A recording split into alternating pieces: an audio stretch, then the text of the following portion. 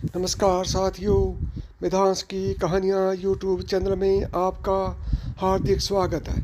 आज मैं आपको बताऊंगा पुतना राक्षसी पिछले जन्म में कौन थी। पुतना पुतना पिछले जन्म में राजा बलि की पुत्री थी, जो एक राजकन्या थी। पिछले जन्म में पुतना का नाम रत्नमाला था। एक कथा के अनुसार एक दिन राजा बलि के यहाँ एक वामन पधारी। भगवान वामन की सुंदर और मनमोहक छवि देखकर रत्नमाला के मन में ममत्व जाग उठा। भगवान वामन को देखकर वह मन ही मन सोचने लगी कि मेरा भी ऐसा ही पुत्र हो, ताकि वह उसे हृदय से लगाकर दूध पान कराती, बहुत दुलार करती। भगवान ने उसकी मन की इच्छा को जान लिया और तथास्तु कहा। लेकिन इसके बाद भगवान ने राजा बलि का अहंकार दूर करने के लिए 3 पग में भूमि नाप दी। राजा समझ गए और अपनी गलती का उन्हें एहसास हो गया। राजा ने वामन देव से क्षमा मांगी, लेकिन इस घटना को रत्नमाला दूर से देख रही थी।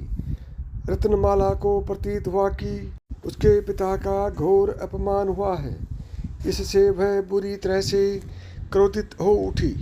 उसने मन ही मन भगवान को बुरा कहना आरंभ कर दिया।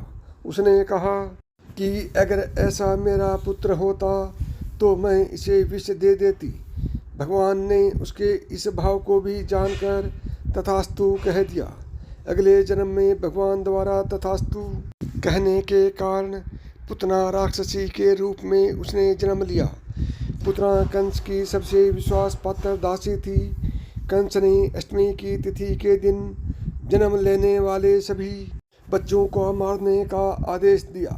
आदेश मिलने के बाद पुतना गोकुल पहुंच गई। पुतना भेष बदलने में माहिर थी। उसने सुंदर स्त्री का भेष धारण किया और भगवान कृष्ण को दुग्ध पान कराने लगी। भगवान ने उसे पहचान लिया और उसका वध कर दिया। इस प्रकार से भगवान के हाथों पूतना का वध हुआ और जन्म मरण के बंधन से मुक्त कर दिया। वहीं पूतना की दुग्ध और विष पिलाने की इच्छा को भी पूर्ण किया।